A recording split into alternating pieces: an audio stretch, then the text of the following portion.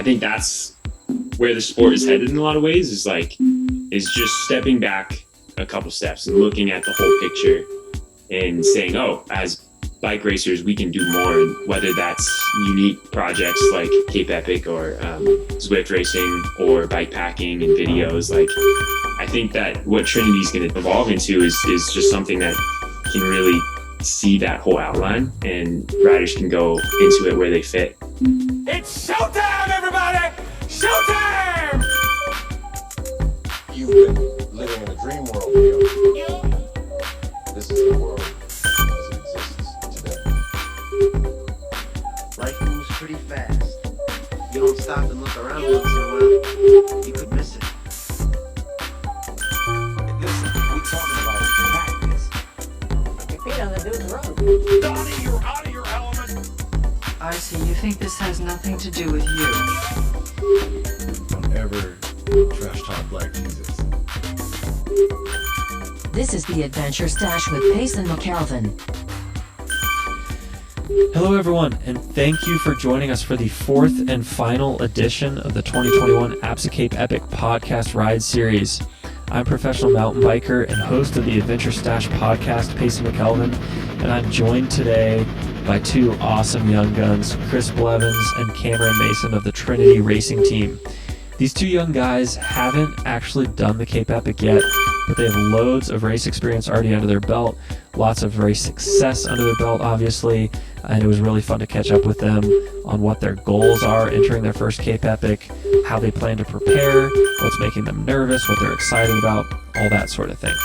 A couple quick notes. If you're having trouble hearing the podcast audio, be sure to turn down your background noise volume and in-game volume on Zwift itself. That should help the podcast audio come through a little bit more clearly. And also, feel free to use the Zwift companion app to ask follow-up questions of Chris and Cam as they come to mind. As we talk about different topics, different things may come to mind for y'all. You may have specific questions that you want to follow up on. So use that Zwift companion app to communicate with us. Thank you so much for joining today, and I will catch you at the end of the group ride for a couple more notes.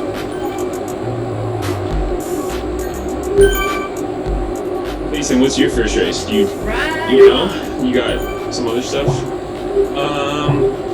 I don't know. I think we're probably going to be on hold. If I had to guess, we'll be on hold until people say April, May. I think it's going to be June at the earliest, personally. I'm ready for sure. Yeah. I'm sure you guys are too. Yeah, it feels like a foreign thing now. Like, it feels like all we are trainers. Like, I know. It's weird. Yeah, we're like in the National Guard, like the reserves or something. I'm like the very opposite of you. I'm so not ready to race. I'm Really? I'm injured at the moment, and I got injured at the end of my cyclocross season, which ended up being a very full-on season, even though I didn't race that much because I got injured. But Yeah, what happened? Because I got an email from Andrew because we were going to record this earlier, and he said he wanted to give you a minute to kind of like chill out and get yeah, your so feedback. I a week before Worlds at the World Cup, I got brought down in the start straight crash on the tarmac. Literally, I'd raced for about 10 seconds, and then there was a big pile up, and I just went straight onto my knees and my bad shoulder, which I'd broken a month before. So it was literally worst case scenario, and then in the week I was trying to get back and trying to get to the start line at Worlds, and then it didn't go to plan basically, and I'm still having issues with that knee. So at least I know that if the Worlds was totally out of question, and now I'm just rehabbing the knee and slowly getting back to it. But the kind of situation is that I do have a bit of time right now because things are kind of getting shuffled back, so I'm not too stressed about it. So I'm in kind of chill mode, whereas you guys are in ramp up mode, ideally, which is exciting for you guys. man, that sounds like a crash, crosses. It starts your sword. It makes me want to or something. Yeah, it's different, and you're starting on a bike that's capable of going a little bit faster, so you can put on gears a little bit more, and I'm glad to be home, and very looking forward to being on mountain bikes. Yeah, one thing that I think is really cool and interesting about both of y'all is that you're multidisciplinary athletes. Both of you get after it in cross and mountain bike. And some other stuff in there too. Obviously, Chris has had some really successful road racing in the past. How do you balance racing year-round, basically? Like, is this when you typically would take a break anyway, or is your break extra long because of the injury? I would take a bit of downtime right now. I think, the cyclocross season didn't go perfectly for me. I think we were super lucky to actually have the amount of races we did have. In Belgium, they kept it like quite a really like tight bubble, which I'm surprised looking back at. I'm like, it was a big operation really every week, the amount of races, the amount of staff. But in terms of COVID, they kept it pretty good. And so I would have done a lot of races, but I came into the season pretty hot and had some really kind of good rides and got third at Euros, which I was super happy with. And then I ended up breaking my collarbone in a race in the sun, which was not ideal. And I rehabbed from that, and then I was kind of aiming for Worlds, and then I injured my knees in the World Cup in Overijse. And then since I've been home, I think you're probably not a very good athlete if you're good at being injured, if that makes sense. Like, do you know what I mean? If you don't care about being injured, you probably don't like riding your bike. Being injured is rubbish.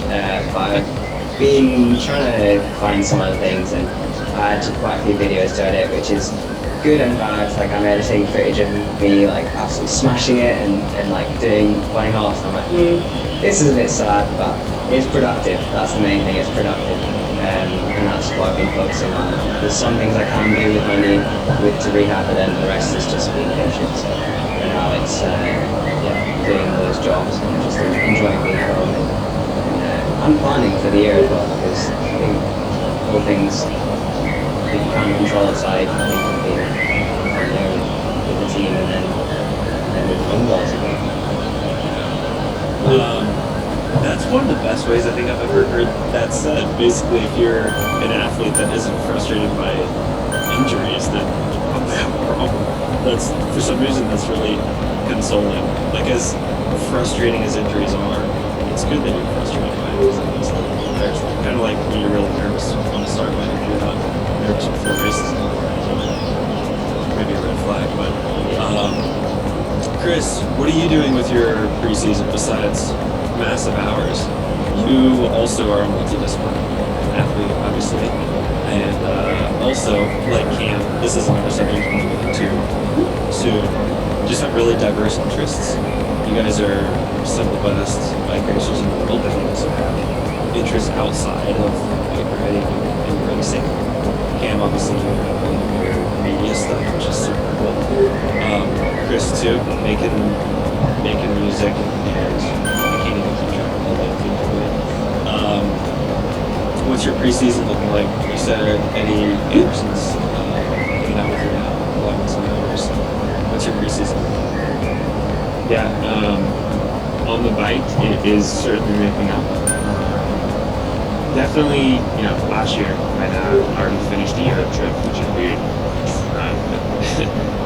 And I don't think our first racing will be until April at the earliest in Europe. But I got a really big couple weeks now, so I'm glad we're doing this talk before it starts, because I can go to the show. And then I've got 4 weeks left of school. So I'm going to graduate, so I already have like 2.5 feet out the door. And it'll be really underwhelming with no ceremony or anything, but that'll be nice to just be done. And then I'll still be here in San Luis Obispo until June, but trying to do a million things at once, which when you have kind of a week like I have now, I'm trying to learn to focus again. Just chill when I'm not smashing myself in the bike. But yeah. What all do you have going on off the bike right now? Well, school's one thing, but honestly, that's kind of formalities. Yeah, right. Truly. Although I'm in an advanced poetry class, which with a bunch of English majors that are majoring in so I'm a little out of my league, but that is pretty time consuming in a good way. And then I'm working on a couple video projects that I'll shoot this spring that are exciting. And then I'm really I'm on the advisory board of Silver Stallion, which for people listening, I'll give the 10-second. I could talk for hours on this, but it's Take your time. I mean, this is a great subject that personally I've wanted to learn more about. So yeah. don't rush it. I'll try to be brief, but it's this nonprofit in Gallup, New Mexico, which is only a couple hours from Durango, where Pace and I live. And their mission is to provide bikes to the neighboring regions, which is predominantly the Navajo Reservation, and there's also the Hopi and Zuni Reservation.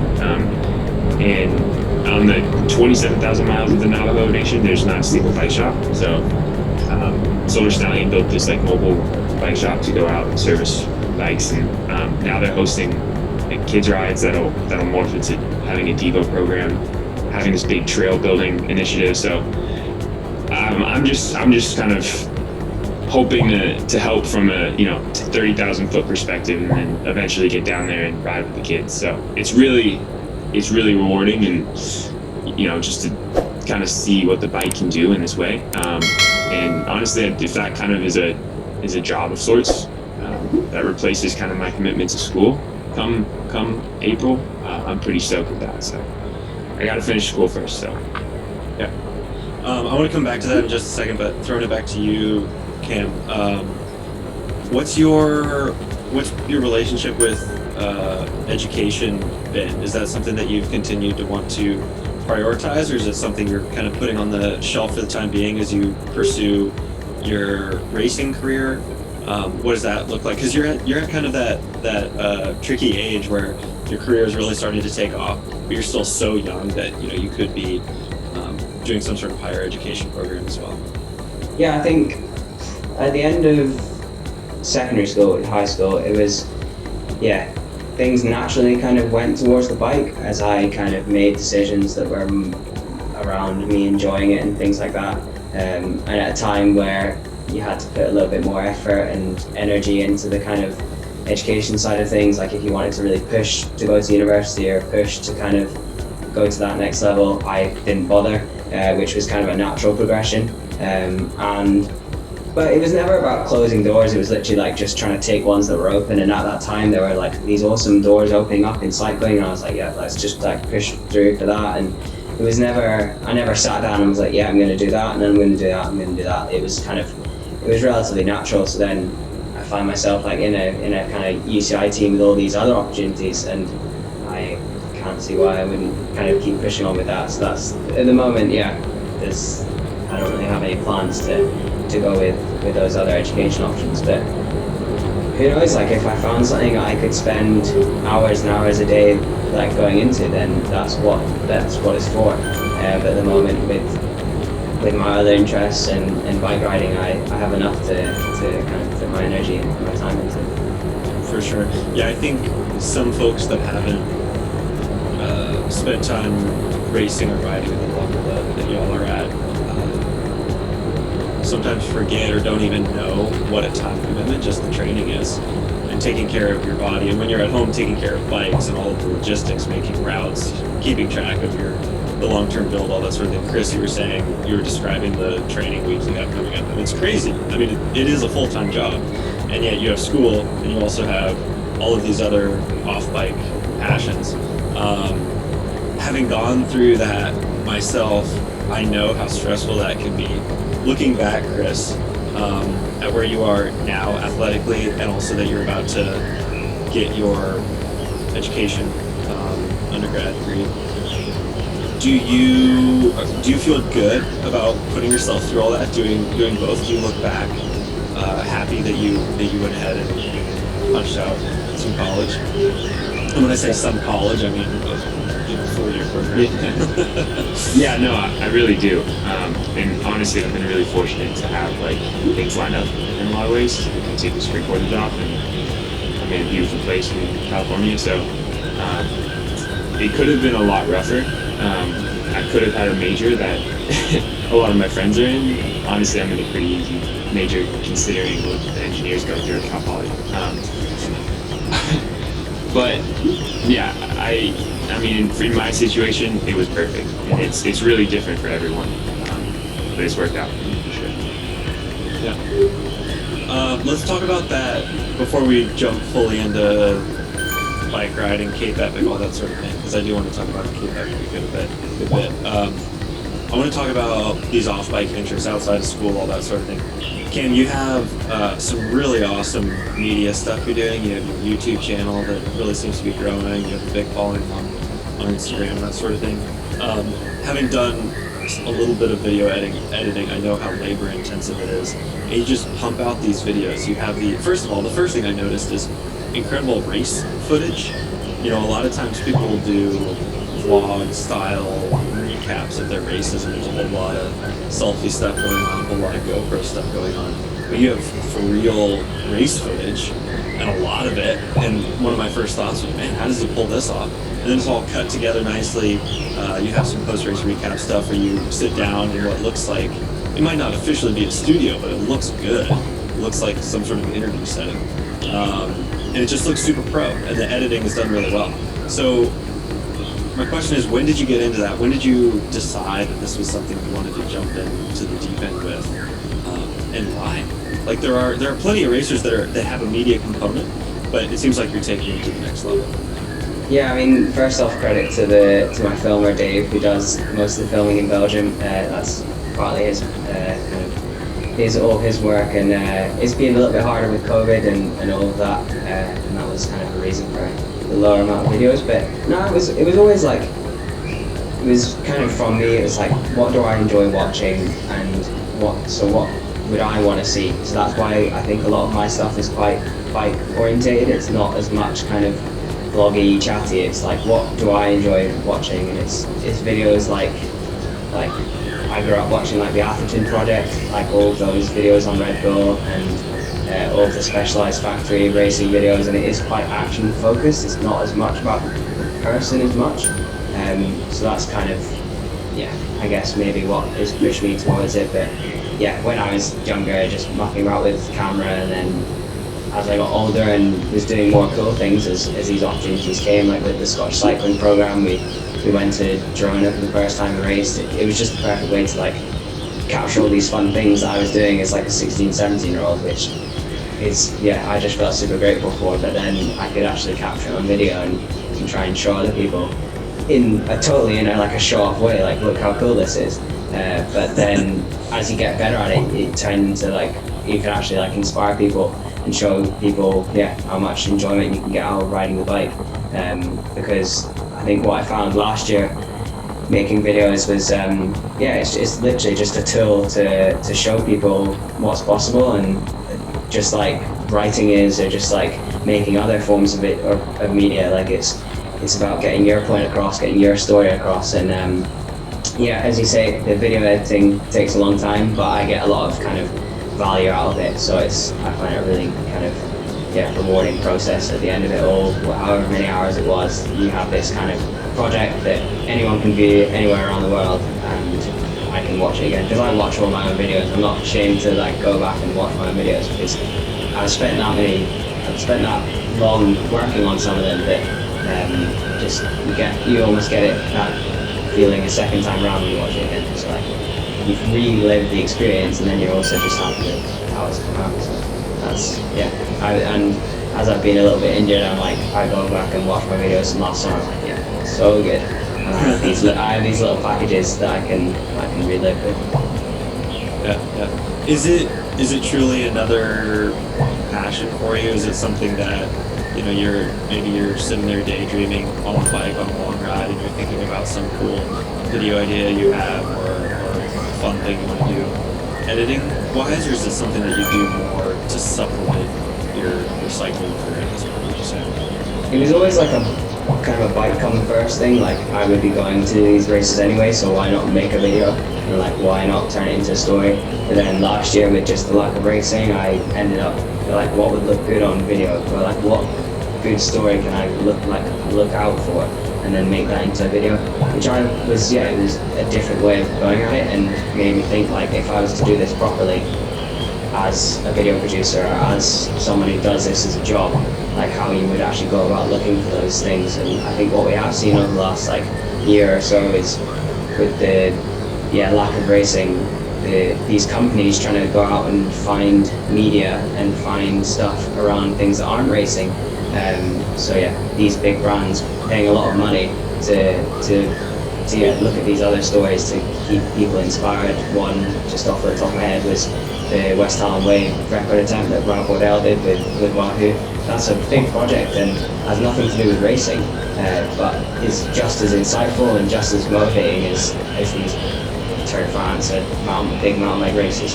And that kind of put a lot of people in check. It's maybe not all about the racing, and that is what I did kind of dip into a bit last year, but while also missing the racing, because there's nothing really that can replace that for me.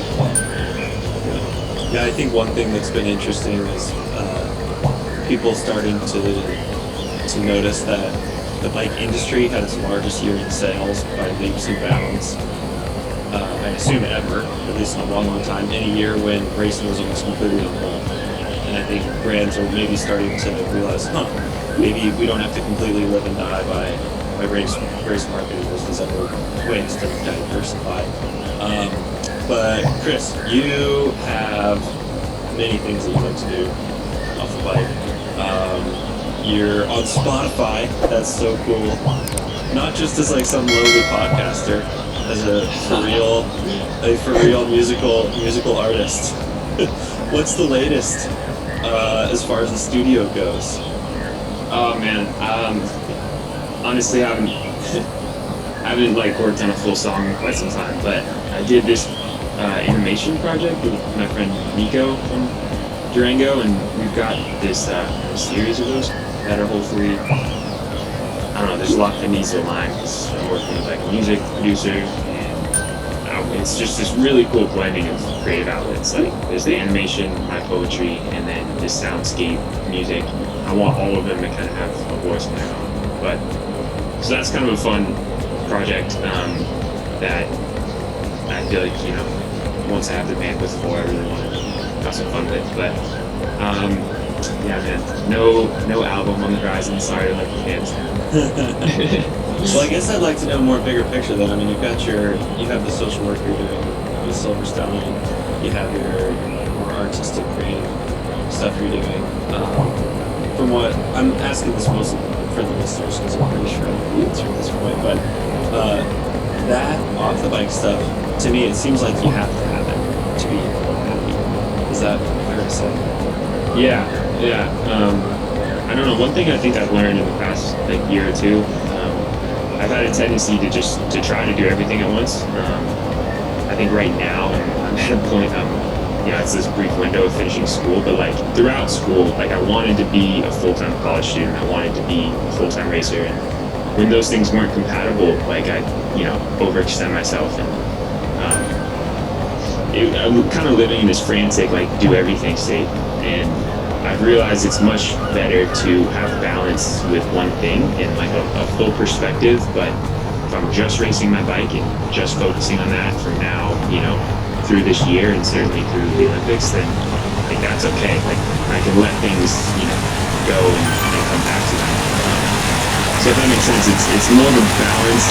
Like what I'm learning is important is a balance in perspective, and even if you're just doing one thing, then balance in actually doing everything at once. But yeah, I mean, all the off the bike things matter to me truly, as much as racing my bike, in a different way. But I think it's, it motivates me when it's time to really smash the pedals when I got other things going on outside of it. It's good to hear. I like that perspective too, that you don't have to have other interests and be diversified. Doesn't mean you always have to be doing everything physically. Like you can kind of shelve one, focus on something, come back to it. It's not necessarily going to go away. That's cool.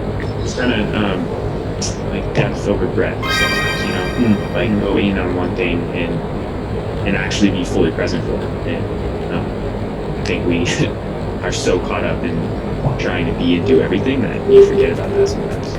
Yeah, and you can put different hats on, can't you? You don't have to be in your lane all the time. You can, if you're going in the right direction, you can have all these different ways to get about it, right? And I'm sure all those other things that you have going on, actually, if you balance them right, will elevate each other. You can, do better bike riding because you're doing well on this bit, or you can, because you're taking your mind away from it, and then the bike is doing something else. So I think that's something I realized last year as well, that you can't all be about one thing, because then that one thing becomes too much. So you need these other things to take away and to add on. Yeah, definitely.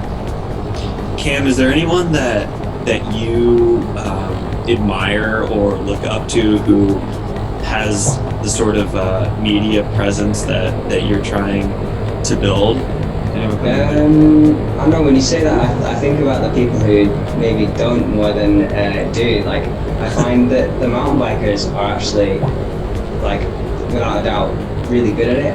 And if you just take that and totally compare it to the road riders, they're just not as good. And I think that's something that definitely, whether they would want to or not, to learn from, and just I don't know, if I was, just the way that I grew up was watching mountain biking, and it's just always seemed way more kind of inclusive, and just, you feel like, as I said before, like, I grew up watching Athen projects that were made by Clay Porter, and I felt like I knew those people, like, personally, and there's just none of that in road racing. It's a little bit more sterile. It's on the TV, and that's it. Like, and these are the riders that you see them in an interview, and then that's all you see of them.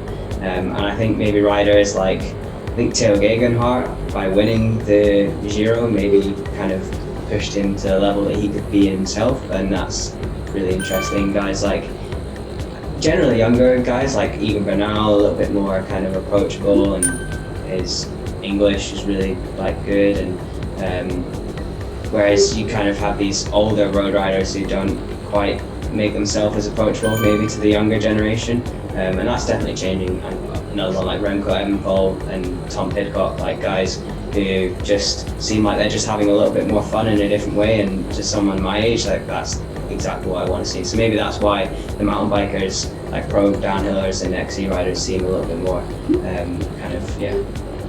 look up to them a little bit more. Yeah, it's a cool observation. It does seem, to an extent, to be a generational thing, including the multidiscipline aspect. Like, we saw riders back in the day start in one discipline and kind of switch disciplines, but it seems more and more common to have, the Woodman Arts of the world, or the Vanderpools of the world, Pauline Ferrand-Prévot, whoever it is, doing multiple disciplines at the highest level and continuing to do it, which is really cool.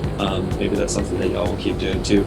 Chris, who are some people that kind of make your list of inspirations? Yeah, I mean, there's tons of people just on an everyday basis that I admire, right? And just in different ways. In the sport, on a near level, like, we love Sepp, and I have all the respect in the world for Sepp Kuss, and the person he is and how he approaches the sport. And there's such a quiet confidence and, like, a humility that is just unique to Sepp. And we know how fun he is too. So in the sport of mountain bike, there's tons of people. I mean, like, Kate is an incredibly hard worker. From that level, it's inspiring to everyone. There's people, I think, that just see the bike as a means to, like, explore themselves and explore the world, and that's, like, in general, whether you're racing and that's your way of exploring it, or you're bikepacking or whatever.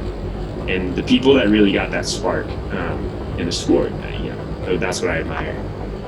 They don't necessarily, have to have a big flashy Instagram or social media presence, but I think you can kind of tell when someone's, like, they're really riding that bike and they're really wanting to share that bike.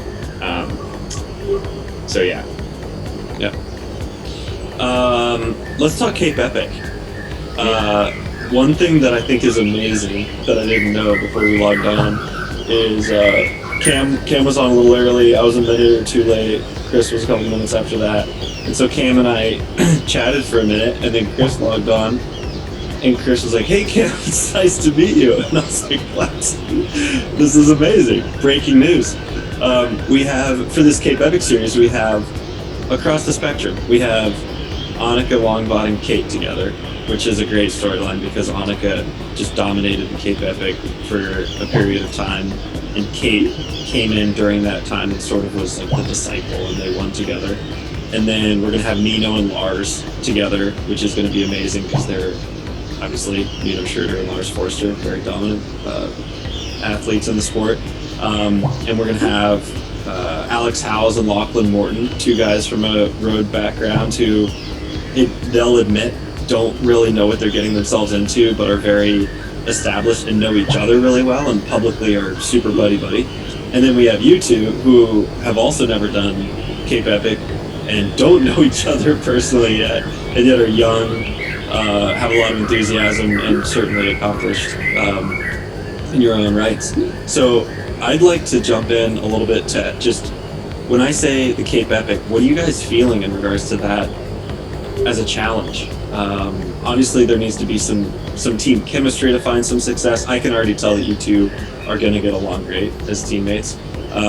But from that, like when you put that race on a pedestal, what a lot of people call the Tour de France of mountain biking, what do you feel? Is it intimidating? Is it exciting? Is it dream come true? What comes to mind? You can go first, Kim. Daunting probably, because you just, from what I've seen, there's just a whole load more aspects to it basically.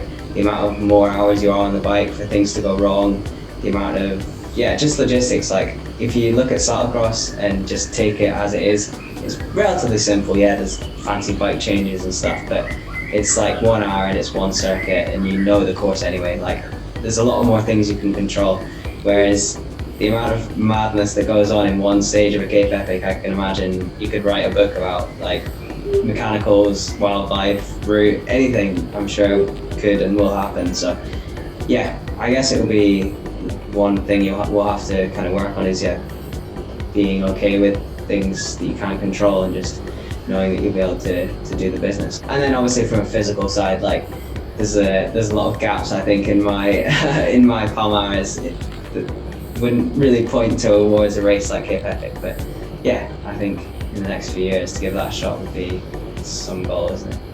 Yeah. Chris, you have a little bit more stage racing experience, I think. You did, was it Swiss Epic with Keegan that year? Yeah. Is that right? And I remember that was quite the experience. Y'all did great. I mean, obviously you had setbacks, but it seemed like you were holding your own fine. What do you think when you hear Cape Epic, and theoretically that's something I'm going to do with Cam in the nearest future? Yeah. Well, daunting is a good way to put it, as Cam said. And then I don't know. I think it's the pinnacle of really experience racing. Like it's such an intersection of those amateur mass participation, like life-changing event, and then the highest level mountain bike stage race in the world. Period. Like that's such a cool crossroads that people literally. I don't think it's a stretch to say that this race changes their lives. Whether you're Nino Schurter or some person who's just doing 10 hours every day trying to make it and then crawling back in a tent, sleeping on the ground. I hear they wake up to Swiss bagpipes. Not excited for that, but I don't know. It's just what the race means to the sport. So daunting, but also incredibly excited to have that experience myself. I think you really got to go in obviously prepared, but also like ready to get rocked and deal with things and adapt. I certainly will have to learn how to use a Dynaplug a little quicker and stuff like that. Cam, if you got skills in there, then maybe we'll be good. Cam, how are your mechanic skills? Well, my dad probably would say they're not very good, but it'll be that one moment though that we'll have a slashed open tire and I'll be there with like this little 1 centimeter Dynaplug and oh well, what are we gonna do? I've seen the behind the scenes stuff of the guys kind of working out kind of mechanics on the fly and that type of stuff, which is not something you usually think about, but when you're in the middle of nowhere and you need to get to the finish and bring it home, then obviously is another aspect. Yeah, for sure. Chris, talk to me a little bit about what your observations were in regards to that duo dynamic. Like, what did you following your Swiss Epic experience with Keegan, what are some things that you know going forward that might help you in another duo format stage race like that? Yeah, I mean, it's really unique. Like, there's so many things that go into it. Like, invariably, you know, there's always one person who's a little stronger. So it's like, how do you work with that and build the other person along and just like use your strengths in different places. It's also, I think, just having a buddy, like in any case, is more motivating when you're out there suffering. And it's just a cool format. Like, you know, the fact that you have to wait with your teammate if people are attacking on the front, or how do you go into a finish when there's two teams battling it out, like who attacks first. And that was really unique in the Swiss Epic with Keegan. We had a couple like sprint finishes with Andre and Matthias who won the race, and like they were just crazy. Like I remember talking to Keegan in between stages and trying to figure out like what the strategy is when you're with your teammate and how you do it. So yeah, it's a unique thing, and I think this Cape Epic race wouldn't be smart without a partner for a lot of people. Like, you need someone out there to motivate you, to help you like change your tire and all that, because it's just so raw and rugged and grueling. So yeah, you definitely bond a lot. So Cam, even though we haven't met, in person and talked much, when we do Cape Epic, if we do it this year, we'll certainly bond in that trailer and on the trails. Yeah, I mean, I know how dark you can go individually, but then when you do it with someone else, it's always a different experience, isn't it? Because, yeah, you've got to pull each other through an experience like that, I guess. Yeah. And then remember that it's a fast-paced race and you can't let the ball drop and all that. And, yeah, when you talk about all the like tactic stuff, I'm like, oh my god, it's a whole other aspect to it. Like, it's not just you, it's not just, yeah. It's interesting what you're saying about using your strengths and helping other riders, and because yeah, it's not like people talk about drafting and all that, but riding with someone is so much more than just sitting on that wheel, isn't it? So and then in mountain biking, you've got downhills, you've got transitions, like rock gardens, all this, like to do that with someone else over the space of 4 or 5 hour races, mentally a whole different game that I don't know anything about, so there's some work to be done. That's a really cool point, actually, Cam. I never thought of it that way, but I've never done a duo stage race, but I've done a few road races, so I have felt that team dynamic. And I know what you're saying. You have a team that's keeping you accountable, and you want to do well for the team, whether it be a domestique role or you're in a leadership role and you just don't want to let your other teammates down. You go so deep, and it seems like you just find this extra gear when you're in it together versus, say a cyclocross or mountain bike race where it's very much more individual. I can't imagine what it's like as a duo when it's just two of you like that, and you just don't want to. It's almost like you're in like a marriage for 7 days or 8 days. You're just like very together in this in this sentence of challenges. I've seen other people talking about like big endurance events, like 24-hour races, and you can do them in like a solo or a pair or like a quad.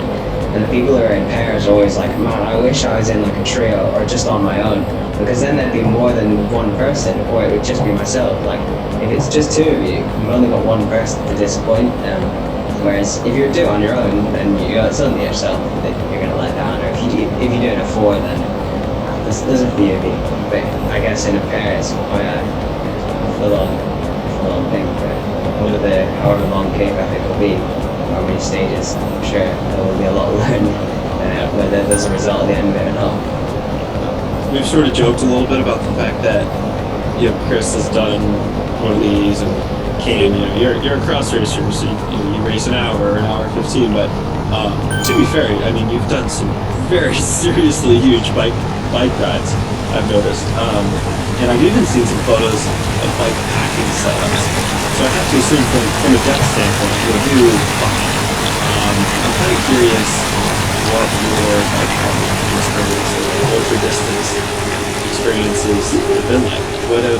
What have you done in that regard, and why have you decided to dip a toe in that? Where did that interest come from? Yeah, I don't have a huge amount of experience, but that's something it's kind of a good thing being a noob at something. Is you make mistakes, and that's actually quite fun. And especially, well, in bikepacking, those mistakes can be a bit dangerous, but as long as you kind of keep things within your limits, then you'll be alright. But last year, with the kind of lack of racing around July and August, I basically set a route that went from my hometown near Edinburgh all the way up to the highest road in Scotland, which was like 450 k's and most of it off-road. And I had just a baby with me, and it was like, well, however many days it takes, it'll take as long as that. So I did it in 2 days, 2 very long days. I think it was 12,000 meters of climbing in 2 days. It basically took over some of the massive passes, gravel passes. They're not that big compared to the Alps, but for Scotland it's like long climbs. And yeah, you learn a lot about yourself in those type of things. On a normal training ride, you go pretty deep, but it's a very different type of deep you can go to in these long distance stuff, like really mentally. And yeah, a little bit inspired, mostly inspired by some of the stuff that Lachlan Morton has been doing in the last few years. Just seeing how he goes about his bike riding is super inspiring, and why wouldn't you want a piece of that? So that was a big kind of push for me, and I think I have a little bit of that in my head, like that little bit of like madness gene, but nowhere near as much as him. Like there's something like properly wrong with him. So that's so true.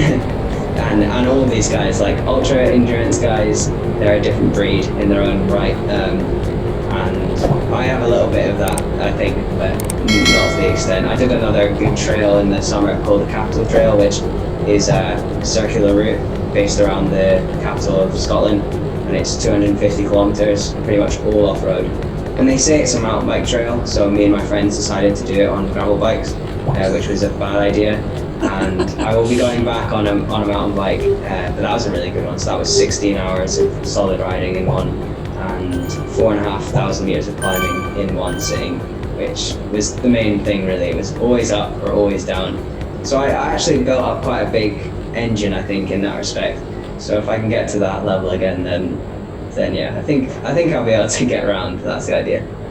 Yeah, it's crazy when you first do one of those ultra rides, whether it be a full-on bike packing or just a crazy long 60+ hour ride like you're talking about, because you sort of, as bike riders, we're used to pushing ourselves so far and thinking you hit rock bottom, and then you discover that actually when you hit rock bottom you can somehow like rise from the ashes like a phoenix, and then you're on a high and you're killing it again, and then here comes rock bottom again, and you just go through these cycles. It's like, yeah, usually over the course of a 5 or 6 hour ride, that would happen. You'd hit rock bottom and be like, okay, I'm done for the day. But if you just multiply that times 3, times 5, times 10, you just keep going through these cycles. It's really quite the wild thing. And yeah, speaking of guys like Lachlan, it just blows my mind. The fact that they're able to combine that sort of riding with a more traditional racing. I mean, he did, I forget what event it was. He did the Giro. He did the Giro at the end of how many rad events that he did last year. He went and which is, the Giro obviously is in itself is a massive feat of endurance, but you've got to ride up hills at like 450 watts everywhere, so like, yeah, it's crazy. That's crazy, absolutely crazy. Wonderful. Well, let's go ahead and start wrapping this up with a little bit of talk of the program, Trinity. Cam, you have been on the program for a couple of years. Chris, you're newer to it. It's somewhat of an unusual model, I would say. It's got a big roster, which my understanding is sort of a new aspect also. Obviously, Tom Pidcock was kind of the face of this program in the past, and it's continuing to expand and really grow. Talk to me a little bit about who the team is, what your impressions have been thus far as being part of the team, and we'll kind of go from there. I guess I'll throw it to Chris first as the newbie. I know you don't have too much to go off of since the announcement is fairly recent, and I don't think you've even had a team camp or anything yet, but talk to me a little bit about Trinity Racing. Yeah, well, it's a big roster with the road team, and I think there's a lot of people there I probably won't cross paths with. In general, for me, like it just allows so much freedom to really like dip my toe into different disciplines. but still focus, on the World Cups and on the Olympics. I think that's where the sport is headed in a lot of ways. Is just stepping back a couple steps and looking at the whole picture and saying, oh, as bike racers, we can do more, and whether that's unique projects like Cape Epic or Zwift racing or bike packing and videos, or it's traditional road stage races and mountain bike World Cups. I think that what Trinity's gonna evolve into is just something that can really see that whole outline, and riders can go into it where they fit. So that's why I'm really excited about it. The mountain bike side of it, it'll be myself, Haley Batten, this Italian girl that's really fast, and then a Brazilian U23, first U23. So Haley and I have been teammates for on and off for 8 years now, which is crazy. I think it's been 8 years, but yeah. That's hard to believe because you're both babies, but getting old, man. We'll roll with it. But so yeah, I mean, we'll race together in the U.S. and it'll just be us, and it'll be small. But when we go to the World Cups, it'll be a little bigger. Hopefully, Cam's there. But yeah, I mean, it's just cool that there'll be Trinity jerseys in all these different platforms around the world. And yeah, it's really exciting, and it's youthful, and it's a unique take on this sport. Yeah, that's definitely my impression as well. Cam, you've been a part of the program since I think you said 2019. Talk a little bit about the way it's evolved over those few years. What are your impressions in terms of its growth and the direction it's going? Yeah, so when I joined, basically Tom DM'd me on Instagram asking if I wanted a ride for the Cyclocross season, and I was like, oh yeah, why wouldn't I want a ride with Tom and doing all this stuff?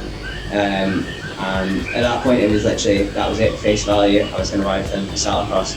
And then as it evolved and things were happening with Tom, these opportunities came up in road and mountain bike as well, which was perfect for me. And I think where it's gone and seeing the roster and all this, it's a cyclist development team. It's not putting anyone into a hole of who they are. It's kind of just this platform for everyone to perform at their best, and be bike riders, because there's so much undiscovered potential within these riders. Tom Pidcock didn't know that he was this good on a mountain bike, for example, or you just have to try it basically, and hopefully with these new paths, linking up with you guys, you and Haley, Chris, hopefully just gives riders these opportunities to try these things and see if the potential's there, because it's a group of really motivated young riders, and then a really kind of strong support network of guys who've been in different parts of the industry, and the idea is kind of bring it all together. So from the inside and the outside, it works well. Yeah, that's awesome.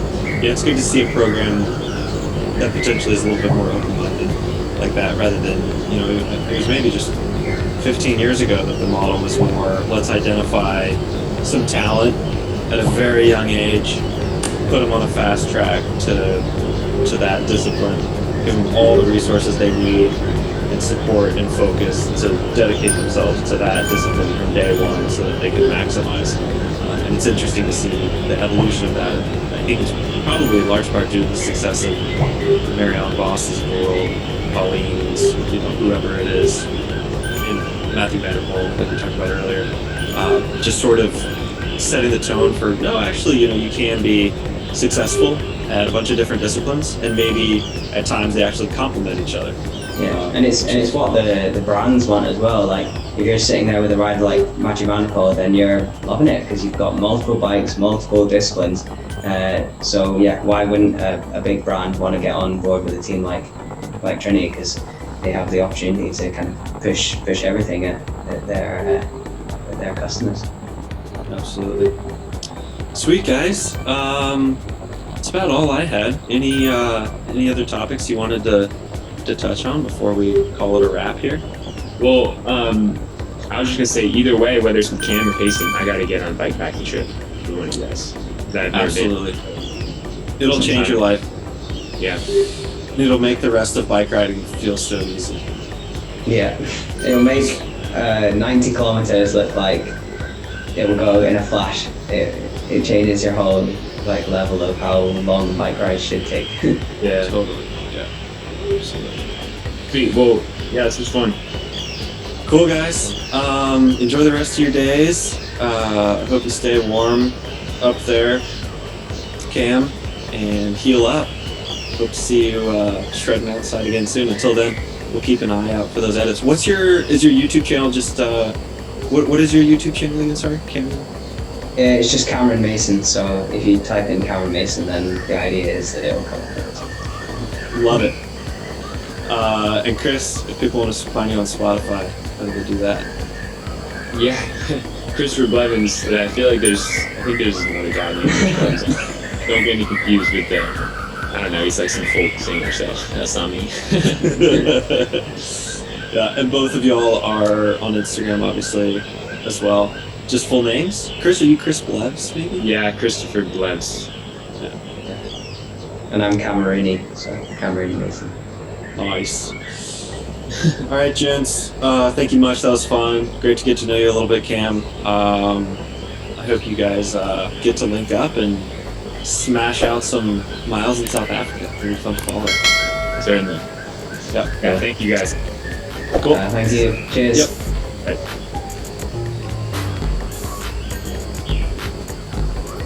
Hello again. This is your host, Payson McKelvin. Thank you so much for joining today. Thanks to Chris and Cam for joining us as well. I really enjoyed catching up with them, getting to know their aspirations in regards to the Cape Epic. I can't wait to see what they do in 2022. Thank you all so much for joining as well. If you missed any of the podcast, missed any of this interview, you can always go to iTunes, Spotify, or any other platforms that host podcasts. You'll be able to find the Adventure Stash podcast. These group ride episodes will be airing over the coming weeks. And if you're interested, there are tons of other episodes with other awesome, inspiring cyclists and non-cyclists, all kinds of diverse guests. So be sure to check that out. Thank you so much for joining us. Thanks to Zwift for making this possible. It's been really fun. Obviously, COVID has made racing more challenging, but this little mini series of group rides has been a really fun way for me to feel like I'm a little bit a part of the Cape Epic community, and there are lots more offerings moving forward in regards to the 2021 Absa Cape Epic on Zwift. Lots of group rides, lots of races, so be sure to hit Zwift.com to learn more on all of those details. Once again, thanks for joining today. Best of luck, keep up the good work, and I'll catch you next time.